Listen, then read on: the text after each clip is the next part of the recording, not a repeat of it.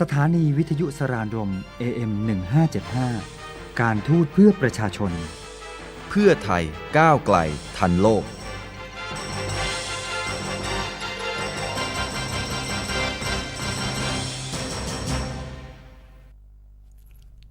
Swadika and good afternoon. Welcome back to News and Views, and you're here with me, Sarica, Mญาต.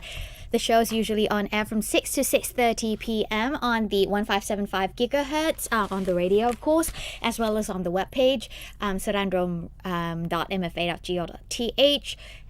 And I think that if you are listening online live, it's on live streaming on thairadio.in.th as well. So if you're missing me live on Facebook right now, be sure to check back in through all these channels that I've just said to listen to my program. So yes, I've been away for the past week, but I'm back now. So hopefully I have a few updates for you. Not much. It hasn't been a very interesting or very hectic week for the past week. Some political updates, of course, as well as some other topics to be covered as well, which is the trend, you could say, right now. All right, my ritual, of course, the weather. Well, the weather is improving a bit, I'm guessing, even though it's still raining here and there. But looking ahead for the rest of the week, well, this is in Los Angeles, which I'm not in anymore. I'm back in Bangkok now, and it's back to 32 degrees and somewhat. So 30 degrees for the week ahead. Still, Thailand is still being hit with the storm, so we'll see more rainfalls for the week to come. But as you know, tomorrow's a national holiday, so I'll be off tomorrow. So hopefully I won't see any rainfall tomorrow so that I can go around town having fun with my mom and my sister tomorrow. Anyways, it says here that it should rain today. Well, today no rains, only sunshine, but it should rain by 9 p.m. and it's about 30 to 50% chance until 6 in the morning. Rah. And it says here that the sun should rise at about 6:08 a.m. So if you're an early riser, be sure to check out the sunrise. It's going to be a little too early for me. I'll probably still be in bed at 6. So no, thank you. Anyways, but if you enjoy the sunrise, it's a good thing to do, actually, to just get up and watch the sunrise or sunset. I guess life is too short to miss out on all those beautiful things. So if you get the chance, be sure to do that. I should do it more often, which I haven't. But I did do it in New York last week on Tuesday, I think, the 10th. It's a Tuesday, no, it's a Wednesday. But yeah, I got up very bright and early because I have a flight to catch. So I have to leave New York quite early. So I actually saw the sunrise with the sky turning red and starting to brighten up. So yep, sunrise is always one of the beautiful things to see in this life, I suppose. Yes, anyway, making the headlines on Bangkok Post this morning is PPP shrugs off Head Start claim, as well as a DJ accused of dark web catcalling. Now, I'll just go right ahead and just dive into this news right here. And it says here that animal rights groups are pursuing legal action against a female club DJ who they accuse of brutally killing an adopted kitten for bitcoins. Now, the group said the kitten killing was featured in a video streamed on a secret website operated for people who monger violence. Now, however, police said they have not found any evidence to prosecute the DJ. An animal welfare organization and Watchdog Thailand WDT said yesterday they would seek a meeting today with Police Major General Suttipong Wongpin, acting chief of the Metropolitan Police Bureau, over the case. Now, the move came after a police complaint was filed by Isaraporn Samut Galin, 29, with Phet Kasem Police accusing a 30-year-old DJ of brutally killing a 1-month-old male kitten she had recently adopted. Now, following the complaint, another woman also came out to accuse the DJ of committing animal cruelty against one of the 2 cats she had given to the DJ. Now, police questioned the DJ and searched her condominium in Bangkok, not Bangkok, but found no evidence to support the accusation and said they could not press charges for the time being. Now, Police Lieutenant Colonel Sunthorn Malawed, Deputy Chief of Petgasem Station, said police still have to wait for results of a forensic examination on the kitten after Miss Isarapon insisted on the DJ handing back the kitten's remains. In her complaint, Miss Isarapon accused the DJ of killing the adopted cat and disemboweling it. Now, she previously posted on the social media her suspicion that the DJ may have killed the cat in a live stream on a dark website in exchange for anonymous electronic cash. Miss Isarapon said the dead cat was one of 4 cats her sister, who is a veterinarian, has put up for adoption. Now, Miss Isarapon said the DJ agreed to take one of the kittens, but when she later tried to follow up on the cat's condition, the DJ denied collecting the animal from the charity group handling the adoption. Now, however, video footage from a security camera showed she did collect the kitten, Miss Isarapon said. After being pressured to return the kitten, the DJ finally returned its corpse, saying that it had been run over by a car. Now, veterinarian Patharatnan Santarom, who works at Watchdog Thailand, said a preliminary forensic exam found the kitten's body bore evidence of a car accident. Now, the DJ is also facing another legal complaint from Noparat Kamburanawit, who claims the DJ made up a story about how she lost one of the 2 cats she sold her. Now, the DJ said the cat ran away from a veterinarian clinic in Bangkok. Now, however, Ms. Noparat said the clinic denied this. The unknown fate of the cat has the woman concerned for its safety. Right. So I guess further probing is still needed, is still required to see whether or not the DJ has actually killed the cat cruelly, because killing anything is actually a cruelty. To me, I think that it's a very, very cruel thing to do, because if you think about people hurting you and, you know, doing things to you, like disemboweling you, it's just very, very hard to imagine what that would feel like. So if you can imagine that whatever things that might be done to you and how you would feel, then you won't be able to do that to another person. I don't think. And I think that it's actually quite hard for someone to kill themselves or, you know, commit suicide, because it's actually pretty hard to hurt yourself, because you actually have a limit of knowing when it hurts. Like, just say when you're clipping your nails, you actually know when the limit of not cutting too short, because you know that it will hurt. So actually committing suicide is a very, very hard thing to do. Not a very pleasant topic to talk about, mind you, but I'm just saying that killing something is not an easy thing to do, and not an easy thing to do. So if a person can really do that, I mean, I think you might need to talk to someone about it, because you might be in too much pressure. So talking always helps. So if you are in that situation, if you are having depression, be sure to get counseling. Be sure to have someone to talk to. It doesn't have to be a professional counseling, but you at least have to have someone to talk to. So hopefully no one out there is feeling like this. But if you are, and if you are having any symptoms relating to depression, or you feel that you cannot cope with whatever you're coping with or handling your everyday life, be sure to talk to someone. It doesn't really matter if they have professional opinion about it. You just have to speak it. You just have to say something to them. At least get it off your chest, I would say. And it helps. So if you have your best friends and something is weighing on your mind, be sure to just talk to them. It doesn't really matter how hard. I know that sometimes it's not easy to talk about things that you don't want to, but when you get it out and you get it off your chest, it's like you've lifted something off your shoulders, so it helps in a way. Anyways, back to the news at hand. I have one more updates about the government, or political news rather, and it says here that Army Chief's refusal to rule out future coup angers Thai politicians, and this is from Bernama from Malaysia.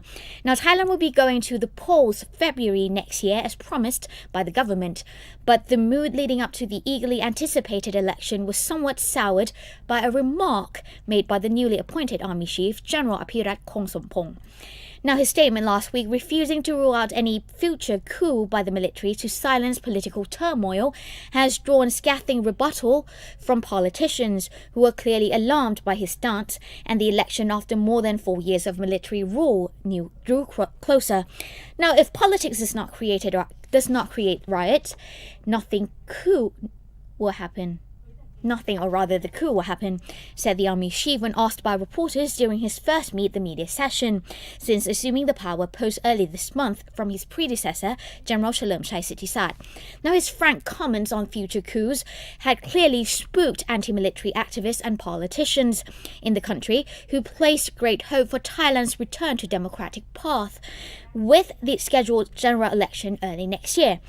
Now, Apirat, who had been described by the local media as among Prime Minister General Prayut Chan-o-cha's most trusted lieutenant, came from a military family background, with his father, the late General Sunthorn Kongsompong, being the country's former army chief.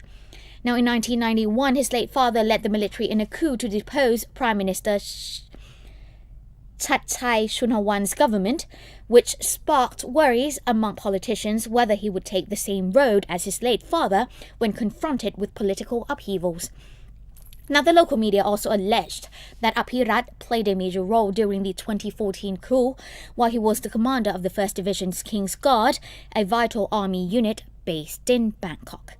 Right, so right now, as it stands, the poll is planned to be held between February until May of 2019, and there is no postponement at the moment, as the government is confirming that the general election, or GE, will be held early next year, and most people think, and the Prime Minister, of course, he affirmed that, of course, the general election will be held in February as well. So right as of now, everything is confirmed for February, even though some are having doubts whether or not it would be postponed until May. But as of now, the confirmation is in February. So a lot of people are looking forward to that. And with the government easing some of the restrictions it had put previously, a lot of people are more confident that the general election will be held as promised. I mean, yes, of course it will be held as promised. The question is whether or not it will be held as said in February. But right, as of this moment, a lot of the news, a lot of the government's people and high-ranking officials are confirming that, of course, in February the general election will be held. But yeah, there are always doubts about this thing, so the only thing we can do is to keep an eye on the progress and of the developments of whether or not anything will be changed or adjusted, but hopefully it won't. And of course, with restrictions being eased and the Prime Minister sort of saying that he is interested in politics and whatever not, a lot of people are skeptical about a lot of things. But I think that it's showing a sign of progress, good progress. I'm not saying that it's a positive thing, but I'm not saying that it's 100% progress, but it's at least a progress towards bringing the democracy back to the country. So hopefully more people will be more confident about the general election taking place next year, as early as February, of course. So keep an eye on that, and progress and developments will always be updated to you throughout, of course, me as well as the media, domestically and internationally. So hopefully that a lot of people who are interested in the political situation in Thailand will always be updated about what's going on and how we're moving forward according to the roadmap, and of course Thailand 4.0 as well. So anyway, about half mark time, let's take a short break. I'll be right back with more updates, so don't go anywhere.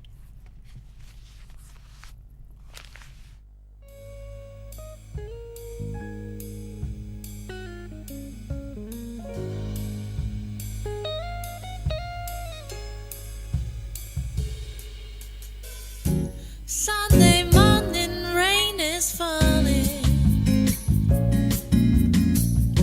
Still some cover, share some skin.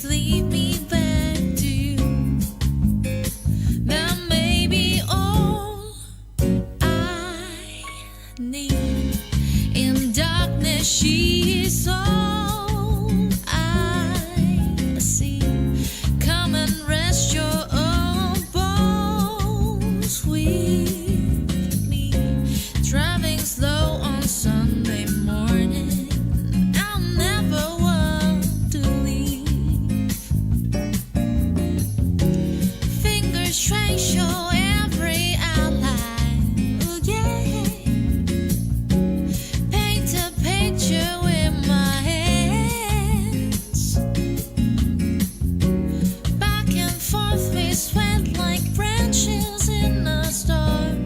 Change the weather, still together when it ends.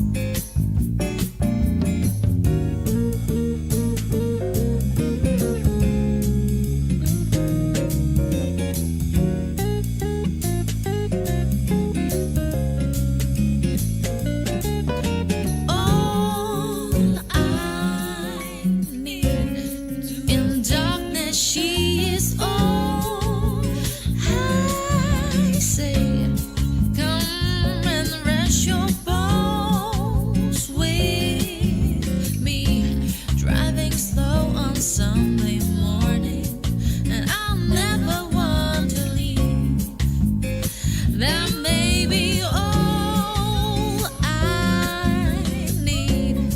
In darkness, she is all I see. Come and rest your bones with me. Driving slow on Sunday morning, and I'll never want to leave.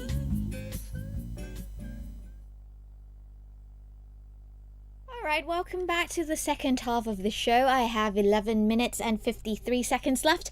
Anyways, that was Sunday Morning in a cover version. And of course, it's one of my favorite songs. It's originally written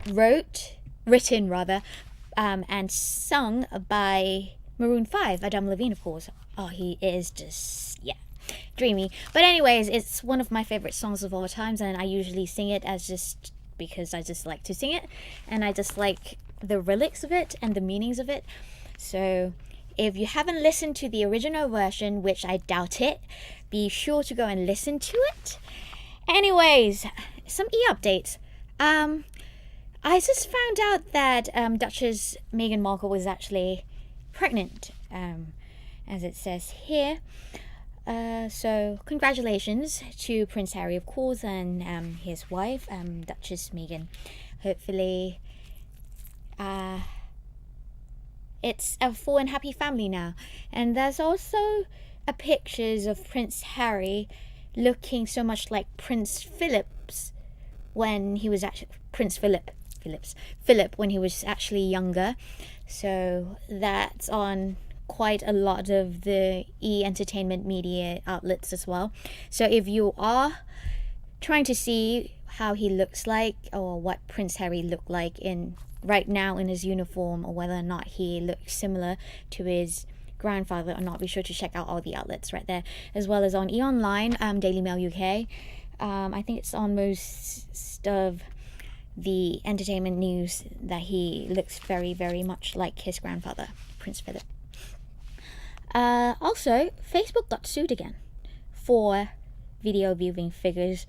This is on bbc.com. I haven't read through the whole thing, but it says here that Facebook was aware of inaccuracies in the way it measured how many people viewed video on its site for a year longer than it has previously admitted, court documents have claimed. So if you're interested in that, the heading is Facebook sued over video viewing figures. It's on bbc.com. So if you're looking for the details of that, be sure to check it out. I was actually trying to look for a short poem about life, but I haven't really found anything that catches my eye yet. So I'm not going to go through that. But of course, I have written in the heading that I have to talk about the Wild Boars in the USA.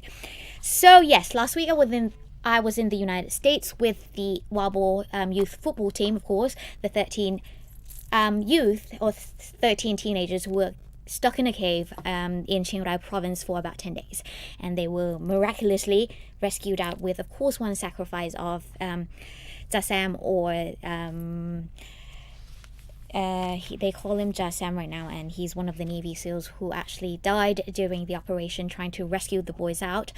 And the most recent update is that the boy has actually in English rather, organized a ceremony to make merits and give alms.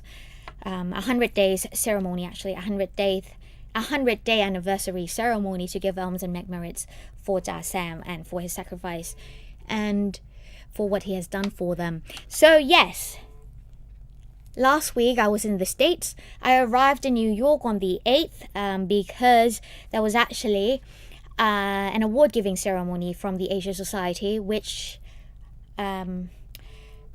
provided or presented awards for Asian game changers.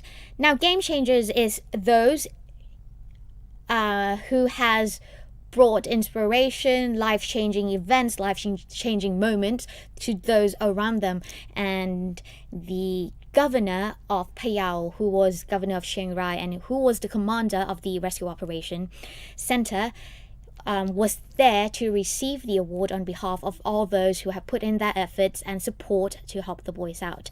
And so I was there to help with coordinating and as well as with translation, because a lot of the two of the boys were there and they were not very fluent in English.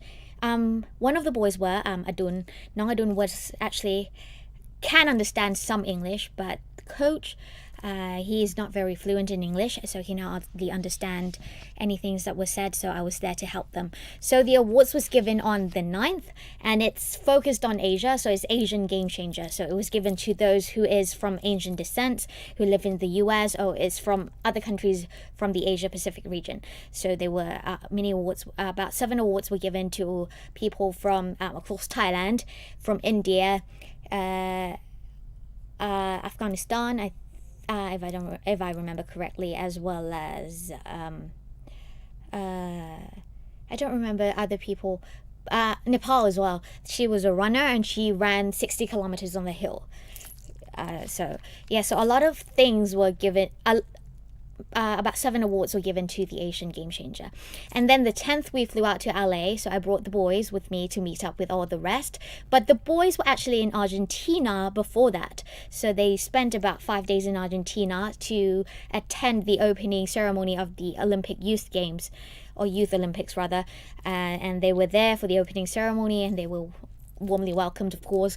And then they flew to LA, and Coach and Adun flew to New York, and I was there to receive them, and I flew them to LA to meet up with the whole team. And of course we were on Ellen.